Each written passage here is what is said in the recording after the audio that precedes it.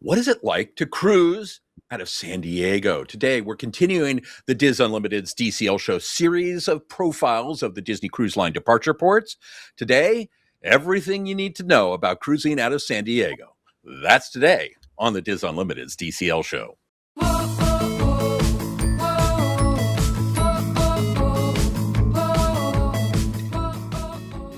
Hello, welcome back to the DIS Unlimited's DCL Show. I'm Chris Forbeck, one of the agents with Dreams Unlimited Travel. I'm trying to see how many times I can say the DIS Unlimited's DCL Show in a shortest period of time as possible. I think I'm up to like 15 so far. Anyway, thanks so much for joining us. Great you're here. San Diego, Southern California. Disney Cruise Line has made a long-term commitment to the port of San Diego. And it's just really a lovely departure port. Today, we're continuing our series of shows, podcasts, where we've profiled the different Disney Cruise Line departure ports. We've looked at Port Canaveral. We've looked at Fort Lauderdale. We've looked at Galveston. We've looked at Vancouver. Today, we're going to take a peek at San Diego, and we're going to give you an overview. Last week, we did a trip report and told you some of the things you can do when you're on board. But today, we're going to look at the port itself, because this is one of these cities where I think you really want to spend some time in San Diego before you go, unless you're cruising out of California. Maybe you've been there a bunch, so you don't need to do that, but we don't. So we had a great time. So a whole bunch of talk about this amazing city. And joining me, as always, let me do introductions. My friend and colleague, Dreams Unlimited travel agent, Elaine Edwards. Hello, Elaine. Hi, friends. And Elaine, you've never cruised out of San Diego, so you get to ask us all the things that we're forgetting about. So that's Elaine. That's your role today. That's for sure.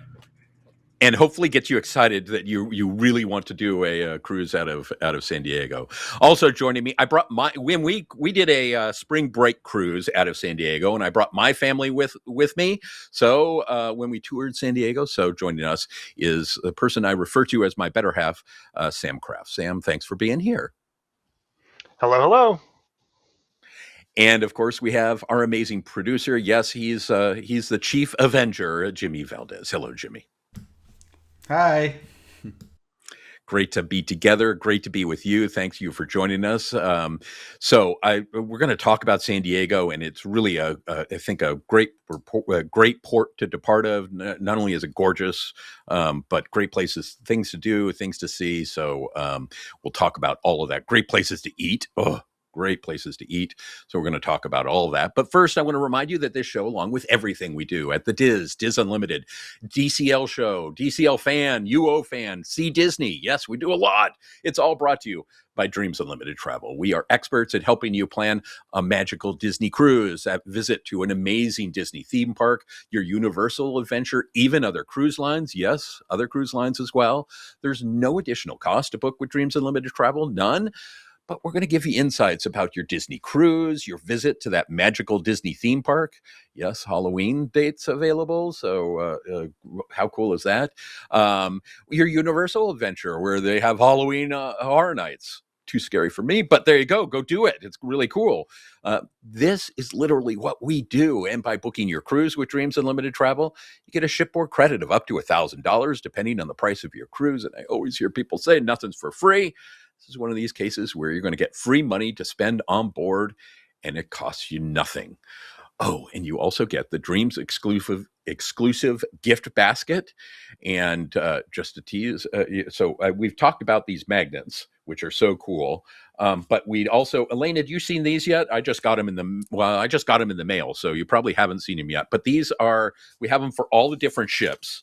And so we have Destiny, we have Disney Wish, and they wrap around your, the handle of your suitcase and make it easy to find your suitcase.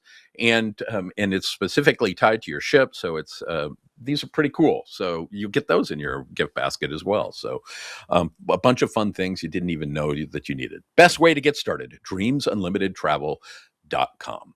And I always note, by way of transparency, Elaine and we are Dreams Unlimited travel agents. Yes, this is our job. And I always hear people say, hey, they're travel agents. They're biased. They're not going to tell you bad things. And I get that.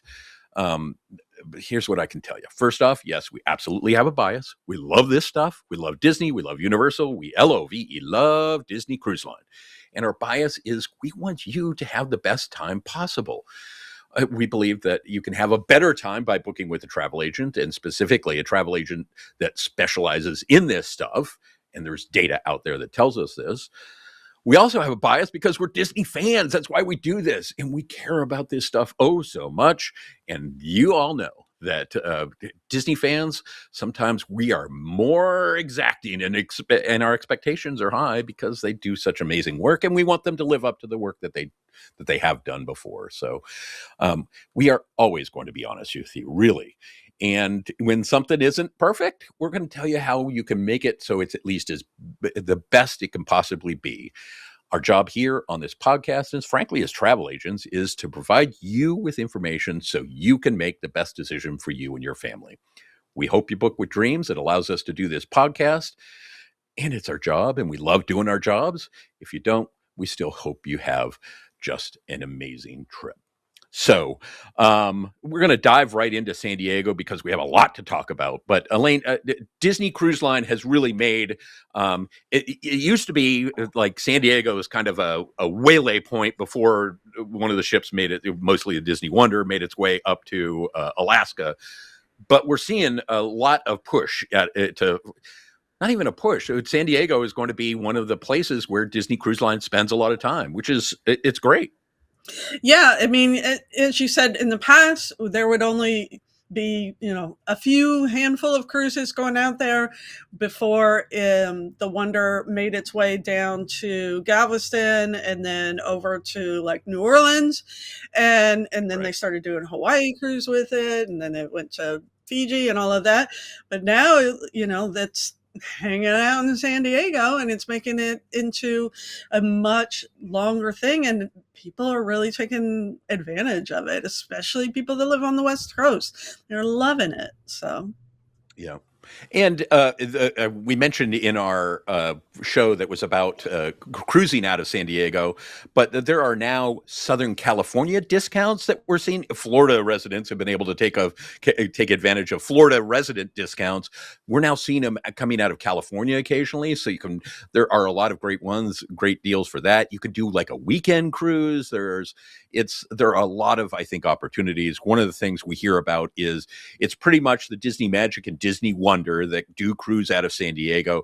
These are smaller.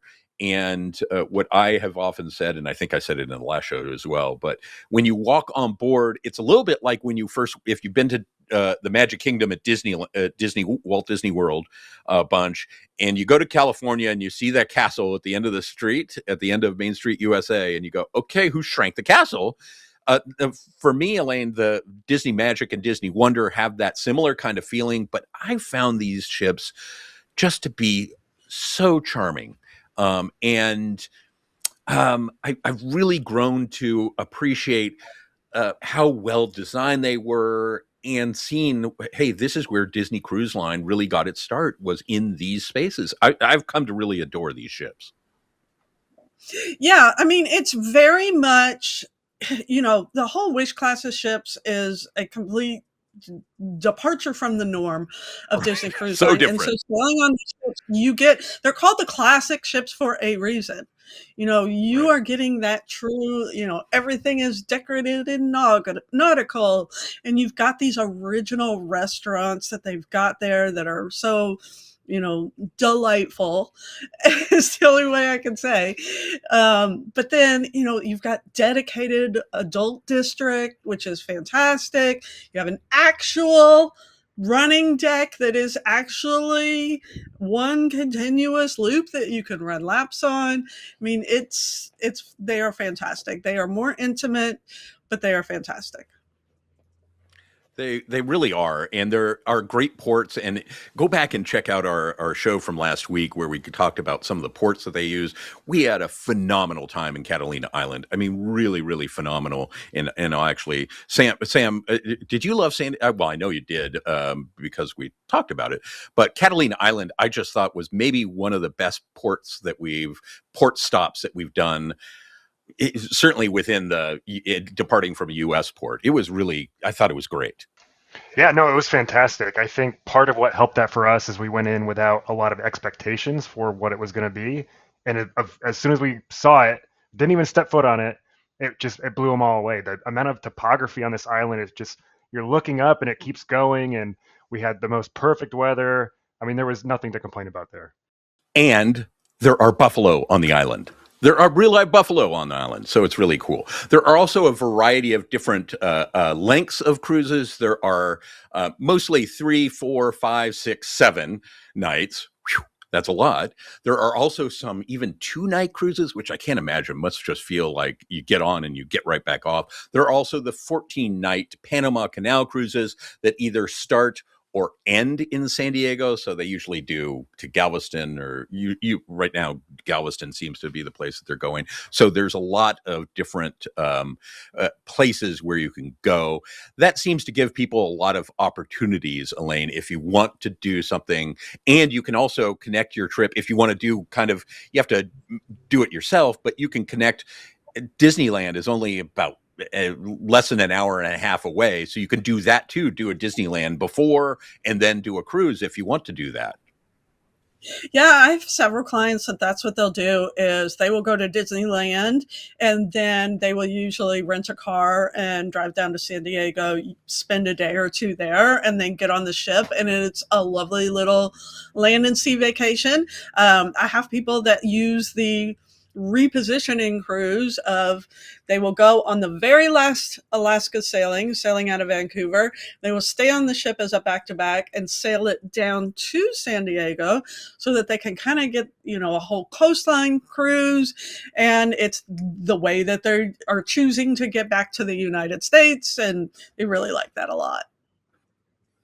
So let me just quickly go through. I'd like to give you a little bit of a sense as to, I'm going to start with San Diego history, because San Diego, like the world, it's thousands of years old, but much of San Diego history we don't really pay attention to, particularly those of us who are, I'm an adopted East Coast person, because it was Native Americans. There was the Kumeyaay people who were there for thousands of years, literally thousands of years.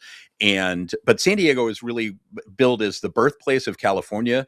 It was first settled by Europeans and really created the West Coast. It's also known as America's finest city. It has this amazing, deep, rich military heritage. It has all sorts of biotechnology expertise come from there. There's incredible craft brewing that comes out of San Diego, and there is tourism. So again, the Native Americans were there for 12,000 years before any European showed up. In 1542, Spanish explorer Juan Cabrero was sailed into the bay and claimed it for Spain. And then they didn't want anything to do with it for like 60 years. It wasn't until 1602 that Sebastian Vizcarro sailed through, and he renamed the bay after San Diego de Alara. I'm sorry, my Spanish is terrible. I should have either Federico or Luz doing this. But he raved about the harbor, the friendly people. But Spain wasn't really interested. The first European settlement came in what's now California in 1769. And this is when the Spanish Francisco friar Junipero Serra founded the first mission in San Diego. And now they're all up and down the coast of California. So you can do mission tours. Really cool. A little trivia about me. I went to Serra High School up in the Bay Area, San Francisco Bay Area. So I always follow whatever Sarah does. So go Padres. In 1821, the Mexican War of Independence, Mexico wins the independence from Spain, and San Diego becomes part of that. So it becomes Mexican. Eventually it becomes part of the United States in 1850. And from there, it has two big things that really define it. One is the U.S. Navy established its first presence, and the military expanded dramatically through both world wars. Also, the creation of the Panama Canal really helped San Diego grow and develop, and just amazing. There's also incredible fisheries, and the waterfront is just really incredible. So a lot of stuff. Today, the population sits around 1.4 million people. It's big in defense, big in tourism. Those are the large drivers of the economy. The history of the Port of San Diego is a natural harbor that's been really central to San Diego's story for as long as it's been around. But the formal port is actually quite young. And Elaine, here's trivia we can share with clients and share with folks. The San Diego Unified Port District was officially created December 18th, 1962.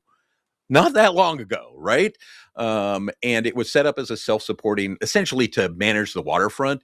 In 1964, voters approved $10.9 million for capital improvements. This was creation of ports. The first cruise ship to come into San Diego isn't until 1970. And that was the first time that they really started doing this. And a fun fact, in 1985, Princess Cruises home ported the Pacific Princess in San Diego. That's the boat that we all now know as the Love Boat. So it cruised out of San Diego. So there you go.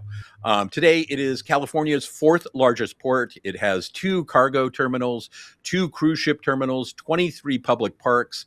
And there's a bunch of businesses around there. There's a museum. There are 17 hotels.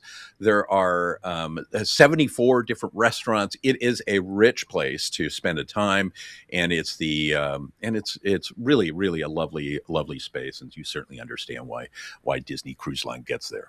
Let's talk about logistics, because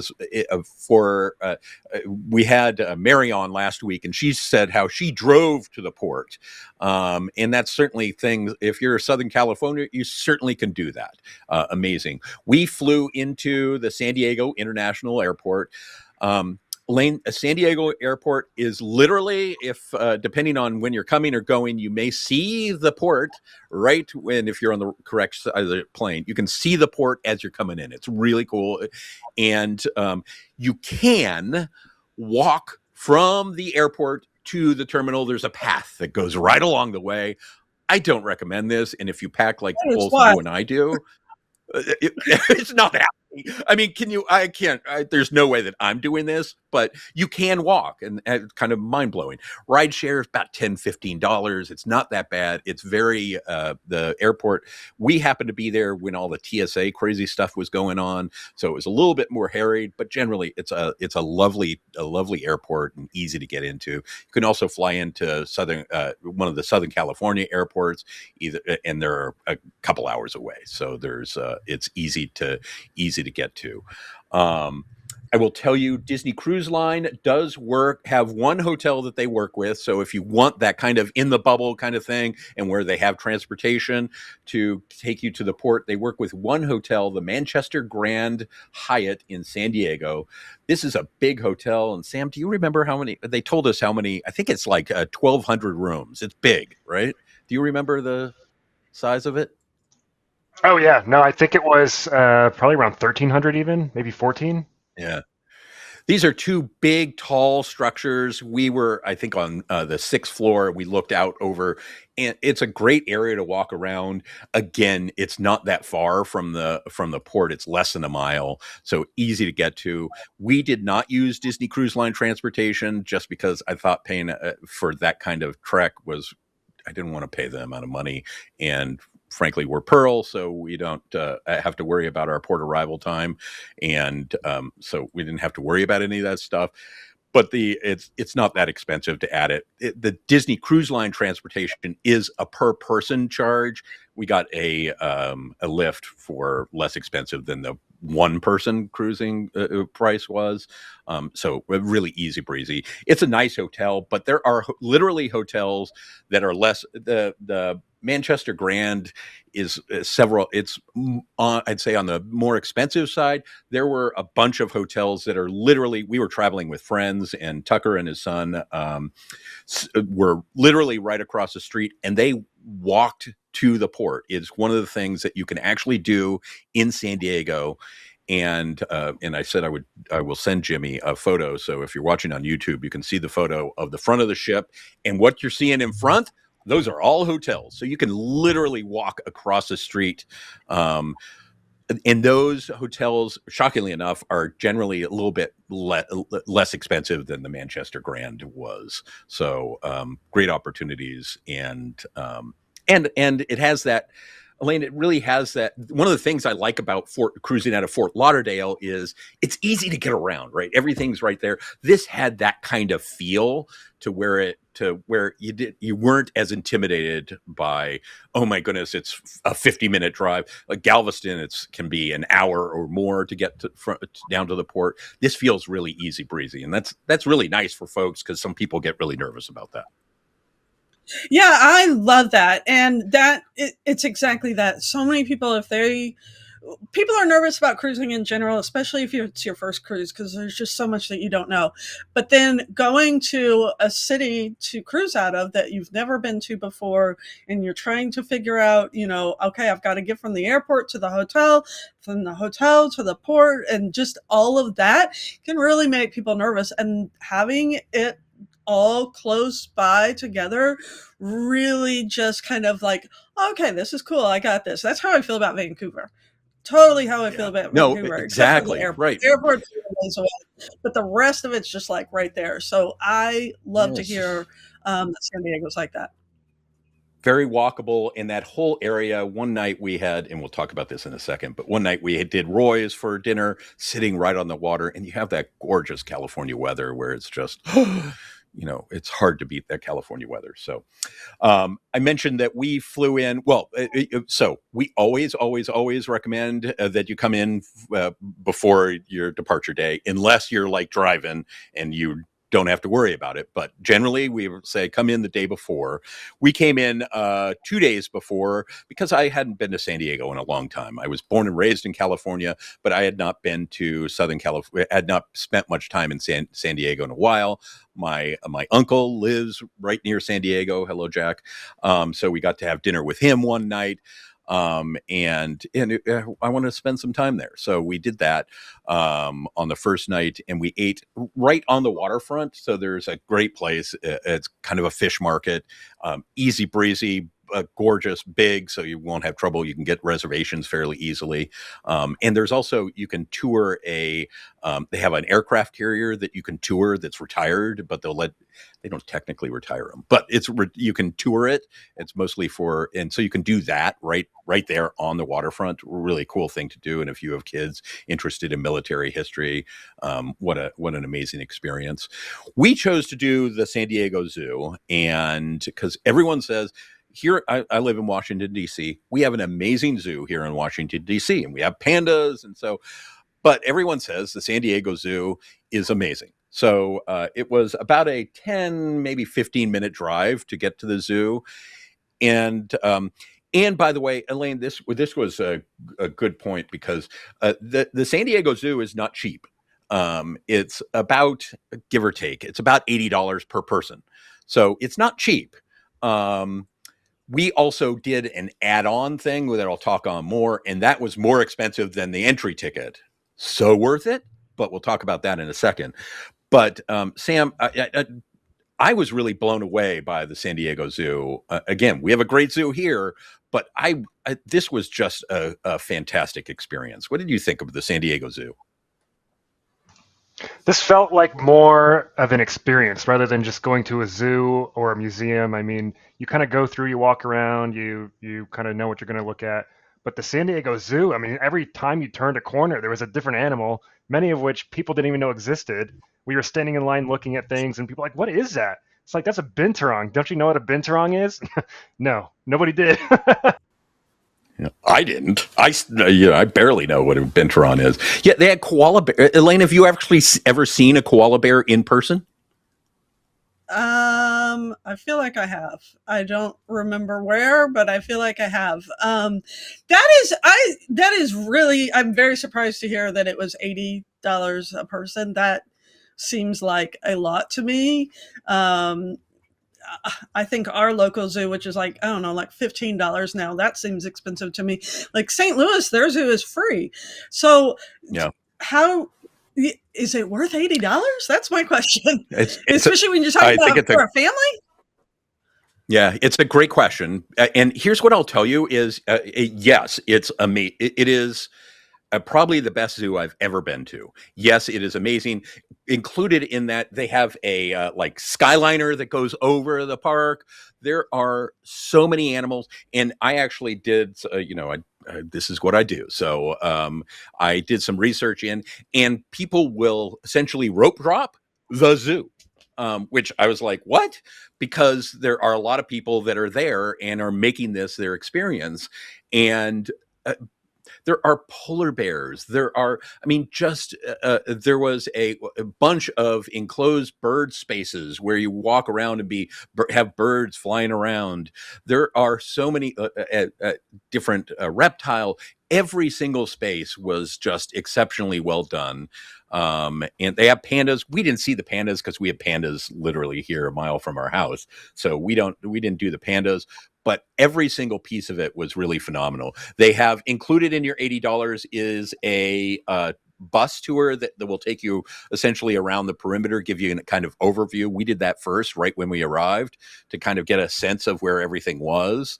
So a bunch of things are included as part of that I think in some other places would probably be extra. And it all goes to, it's a nonprofit that runs the zoo. All the money goes into the nonprofit and goes to conservation. And so they are helping animals that have been injured, helping animals that can't survive in the wildlife and in the wild anymore. So they're taking those and giving them this life, which is really amazing. I did want to talk about, so I mentioned we did this add-on, and I don't remember the name of the add-on. I'll look it up while I'm getting Sam to talk. But it was like an in-person thing where you got up close with animals. We saw, Sam, how many animals did we end up seeing as part of this experience? Was it 5 total? Maybe 6? Yeah, 5, 6. So we got to feed a rhinoceros. I got to feed a rhinoceros. I mean, that sound you hear is my head exploding. We got to feed flamingos. We got to pet a zebra. It was so cool. We had a binturong, which, do you want to explain what a binturong actually is? They look kind of like bears, right? Yeah, so their nickname is Bearcat, and it's kind of a cross between a leopard of some kind, a bear, and a sloth. It doesn't move very quickly. It's black. It's scruffy. It has a long tail, and they are arboreal animals, which means that they live in the trees. It's fascinating. And we got to see a cheetah. I mean, I was as far away from a cheetah. I mean, so close to a cheetah. It was absolutely mind-blowing, and it's such an amazing experience. It's so well done. The people were so knowledgeable and gave you just this incredible rich history, not only of this particular animal, many of whom were injured or had been captured, and then somebody released them into the wild and they were going to die, so all of a sudden they've been brought back to health, and and the whole species and how they fit into the overall ecosystem. It was amazing. It was, as I say, I gulped and was kind of crabbing, like, oh my goodness, why is this so expensive? For me, I was so glad we spent it. And it was maybe one of the highlights of the entire trip. I just was blown away. And in fact, I said to the folks afterwards, I said, I'm of course wearing something Disney. And I said, I do Disney for a living. And people will often say, hey, why is Disney so expensive? I was happy to spend the money at this place where they're helping wildlife. kids get to have this experience where they see these animals in some kind of natural, maintaining these habitats. And the people who work there were phenomenal. I just cannot say enough about the San Diego Zoo. Loved every minute of it. Really, really phenomenal experience. I highly, highly recommend. So if you're there, get there early and go do that. And it's really, really a fantastic experience. So other things you can do is, of course, pair it with Disneyland. In fact, I'm going to have you talk a little bit about that, Elaine, because we mentioned it briefly. It's not that far, but unfortunately, Disney, please do some. I think people would love to have a connected Disneyland, Disney cruise experience on the West Coast, and they could do that.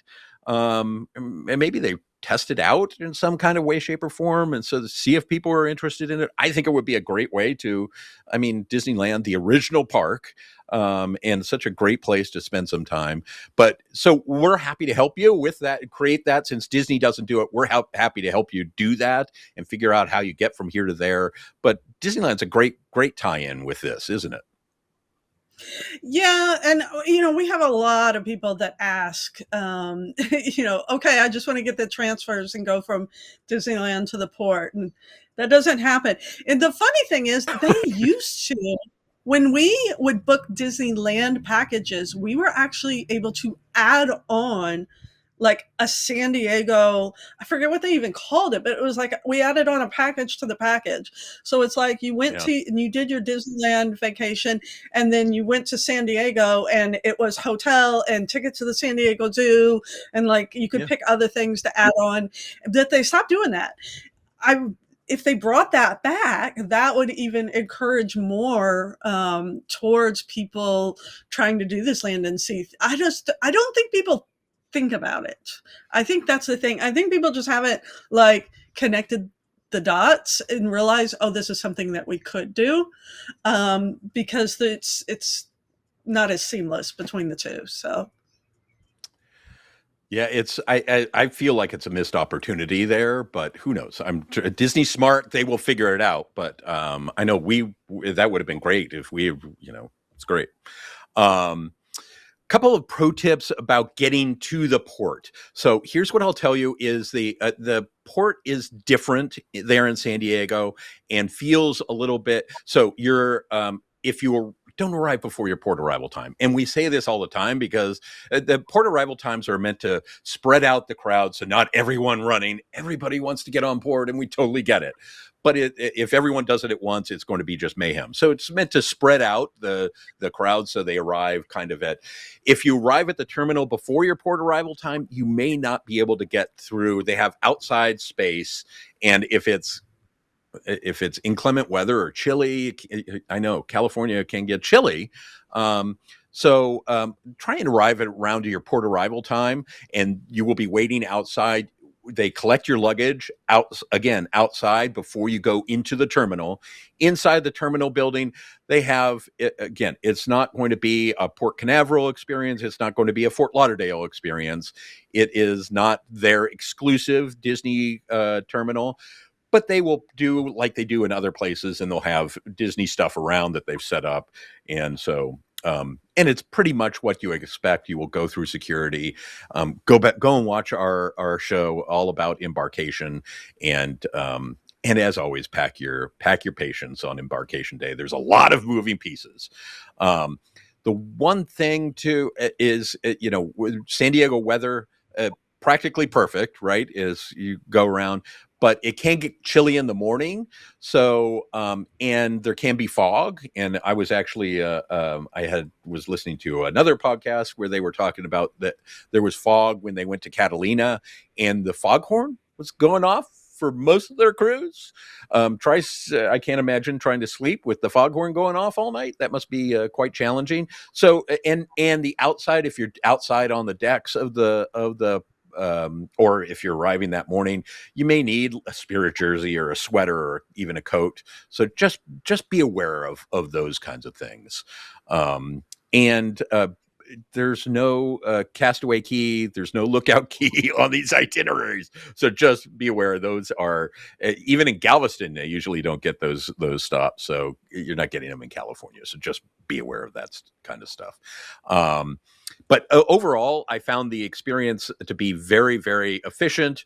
Disney does it. That we know what we're in for, so you know what you're doing, and so it'll be pretty smooth. And I did want to talk a little bit about food because, Sam, we had some really stunning dining experiences in San Diego.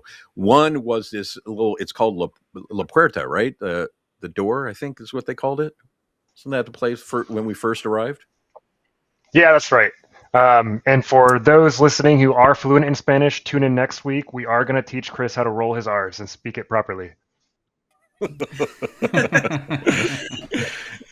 So we had Jimmy's been trying to take me under wing for a long time. So good. We'll see. Don't hold your breath. But it was a great place. Phenomenal margaritas. I had a taco that was just to die for. We had enchiladas. It was just fantastic. As I said, I'm from California, and so Washington, D.C. Mexican food is not what California Mexican food is. California Mexican food is just delicious, and it was great to be able to dive into that. The other place that we ate in San Diego was we went to a Roy's. They have a Roy's at just adjacent to at the next hotel down from where we were staying, and it sitting right out on the water. Spectacular Roy's is, there are Roy's all over the place. But it was great and great to sit outside and do that. Post cruise, we stayed over in, those of you who've been to the Walt Disney World Resort, you know that the Disney's Grand Floridian Resort and Spa is based on the Coronado Hotel that's in San Diego. And I have seen the Coronado for years and always wanted to stay there. So this was my opportunity. And we stayed in the Coronado for a night, and just a spectacular hotel. And in fact, I'll post along with this when this podcast is posted. I'll post. It sits on the beach, looks out over into the Pacific. And if you stay the day after, we got to watch the Disney Wonder as it cruised out of the San Diego Bay into the Pacific. We could see it there in the distance. It was gorgeous. We took some photos, but we walked the beach that afternoon. There's a great pool at the Coronado. Coronado's expensive, so when you see how much it is, it's an expensive place to stay, but it's a spectacular spot. Coronado itself is an island. It's actually a peninsula, but they call it Coronado Island. And it's a bunch of restaurants there. We went to two places that were just phenomenal. Were really, really great. So I don't think there are many bad options on Coronado Island. And again, just really, really great. And to eat outside and not have to worry about humidity or any of that stuff was just so phenomenal. So Coronado Island, I highly, highly, highly recommend in terms of some place to spend some time. Sam, anything you want to mention about Coronado? Yeah, I mean, if you can swing it, I would highly recommend it. It was the perfect way for us to cap off our cruise. It was spring break. Our ship was filled with more kids than usual, I would say. So going back to Coronado afterwards and having time to unwind, I mean, I was reading a book overlooking the ocean for most of my time there, and it was a perfect way to end it for us. Yeah, it was really and really well done. Service great. The hotel has been maintained phenomenally. Really, really fantastic. Elaine, anything we're forgetting? What should we have talked? Anything I didn't talk about that I should have? Can you speak a bit to disembarkation? Because sure, of course. It's not fun. It's not pretty. It's all of that. But I know that in other cities than Port Canaveral, where we have the dedicated port, it can be a little hard. It can be a little confusing. People don't know, where can I get a taxi? Are they easy to get? That kind of thing. So can you speak to a little bit of that? Absolutely. And I'm also just looking up, I've been slowly writing down the cost of, because Disney Cruise Line doesn't post the costs of their ground transportation. So I've been making a list that I share with so I'll share you the costs of Disney Cruise Line transportation. You can take Disney Cruise Line transportation to the airport on embarkation day and disembarkation day. It is $18 per person per leg. So if you wanted to do round trip for that, it would be $40 per person.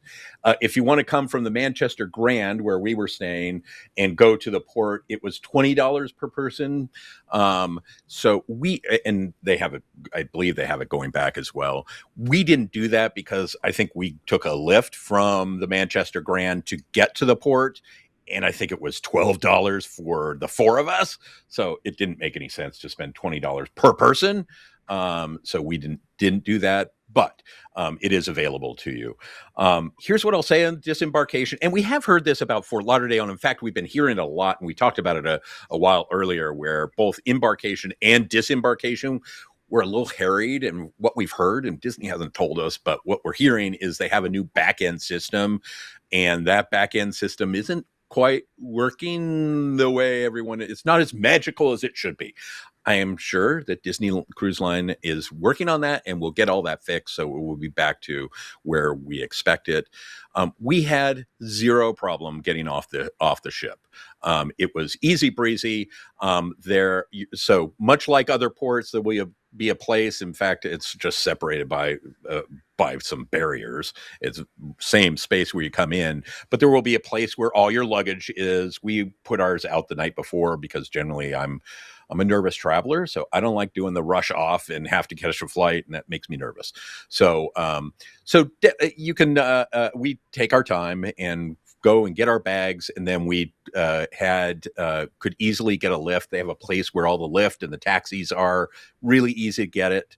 I in fact wanted to go, because I don't get to San Diego very often. So I wanted to go and get photos of standing at the front of the bow of the ship, not the bow, but looking at the bow of the ship. And I wanted to make sure I could get back in. So they'll let you do that if you want to get photos of the Disney Wonder. But it was really easy breezy, much like you will see. Remember your Key to the World card or your Disney Band Plus, so you can get off the ship. Everybody will need one of those. So don't do that. If you're putting your bags out the night before, make sure to pack your clothes for the next day, because sometimes we always see somebody who forgets that, and they're wearing their pajamas as they're getting off the ship. So those kinds of things you need to remember, but generally it's a very, very smooth process, and was really, really easy. So and again, you can walk to the San Diego airport if you want to. I don't recommend that, but it's that close. And we were going over to Coronado for that day, so it was really easy to get there. So no, it was easy breezy. I don't think you'll have a problem. And getting to the airport is very efficient. It's maybe 10-15 minutes away. Everything is so close, which makes it feel all very manageable, and I think removes some of that stress that is involved with all that stuff. So the one challenge is parking. There is not parking associated with the port. So there are some hotels that will allow you to have an extended stay, and then there are some parking lots around that will let you do extended stays. But if you are driving, definitely think about that, and we can help you and give you places. I have a list of that are nearby, so you can leave your car if you are driving, because a lot of people do in Southern California. And so just be aware of that. There's not like a lot of Fort Lauderdale, even Galveston, and there is a parking lot right there. That is not the case in San Diego. So that is one of the things that you need to think about. Great question. Anything else that we forgot that I didn't go into? I think that is probably it. Great. As I say, the departure, cruising out of San Diego is honestly one of the most gorgeous departures you're going to do. It's right up there. Vancouver, I love. It's just magical because there's a big military facility on Coronado Island that you cruise by. There was a military jet that was taking off as we were going out. It's really a spectacular place to cruise out of. So go and enjoy. So if you have experiences with San Diego and something that we forgot to talk about, let me know. We'd love to hear from you. So, and I will tell you coming up, I'm working on what we're coming up in the next couple of weeks, but we are going to do, we mentioned that for San Diego, it's the classic ship. It's the Disney Wonder and Disney Magic. And we've been on bunches of cruises of those ships recently. So we're going to do a profile of, hey, are these ships old and tired? They're approaching 30 years old, or are they charming and lovely? So we're going to talk about some of the pros and cons of those classic ships coming up and other things. If you have topics for us to talk about, let me know. We'd love to hear from you. And as always, if this was helpful for you, you can help us. Leave a review on Apple Podcasts. It really helps people find us. You can find it nice and easy. Just go to dclshow.com/Apple Podcasts. If you're watching us on YouTube, like, subscribe, give us a thumbs up. It's all those algorithm things that are so helpful in terms of helping people find us. And we'd like to grow this. We like to help, and we want to help people do their trip. The best way to help us is to book your cruise or book your trip with Dreams Unlimited Travel. Literally, it pays for what we're doing right here, right now. But I also think we can really give you a better experience. The Cruise Line Industry Association actually has surveys where they find that people who plan their cruise with a travel agent have a better time than those who don't. And there are all sorts of agencies out there. People, I always like book with Costco. Costco, they're going to book it for you. We're going to help you. We really want to make the magic more magical. And as I say, I was a Dreams client before I was a Dreams agent. So I get the value. It's a lot more than just free money. Yes, that's awesome. And having fun magnets and all sorts of other stuff is so awesome. But there's a lot of value more than that. Best place to get started, dreamsunlimitedtravel.com. On the front page, you'll select Disney Cruise.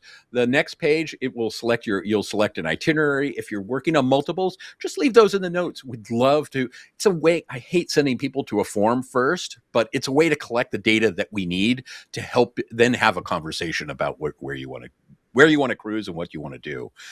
On the next page, at the very top, there's a pull-down menu. It has all the Dreams agents. You can select anyone. You can select Elaine. You can select Mary, Federico, whomever you want. Or all of them are so awesome. I really love our team. They're great folks. So you don't have to select one, and you'll have an awesome agent. But Elaine, if somebody wants to get in touch with you, how can they do that? My email is Elaine, ELAINE, at dreamsunlimitedtravel.com. And I also want to thank Sam. Thanks for joining us for this and helping me out and making sure I didn't forget anything. I tried my best. I'm sure there's still some stuff we forgot, but it was a good time. The nice thing is the nice people will let us know, and we'll come back to it. So absolutely. If you want to reach me, I'm Chris V at dreamsunlimitedtravel.com. Yes, there's a Chris. So Chris V is how you reach me. I'm also on social media, Yensid Travel on most social media platforms. Yensid is Disney spelled backwards. It's also the name of the sorcerer in the Fantasia's Sorcerer's Apprentice. So there you go, Disney trivia. If you also want to reach out, well, I have all the ways you can reach out. You can go to dclshow.com, but if you want to reach out and send us right from your phone, you can send us a message. We'd love to hear from you. Go to dclshow.com/message. You can go to the DCL fan Facebook page, a whole bunch of people talking about Disney Cruise Line, or in the YouTube comments. You can check those regularly. Or just email me, chrisv at dreamsunlimitedtravel.com. And I have all of that stuff on you just go to dclshow.com and you can find all of it right there. You can find Elaine's email and all of it. So thanks so much for being here with us. Really appreciate it. Cruise out of San Diego or cruise anywhere. It's so fun. We'll see you next week. Thanks so much. Safe travels, and we'll see you real soon.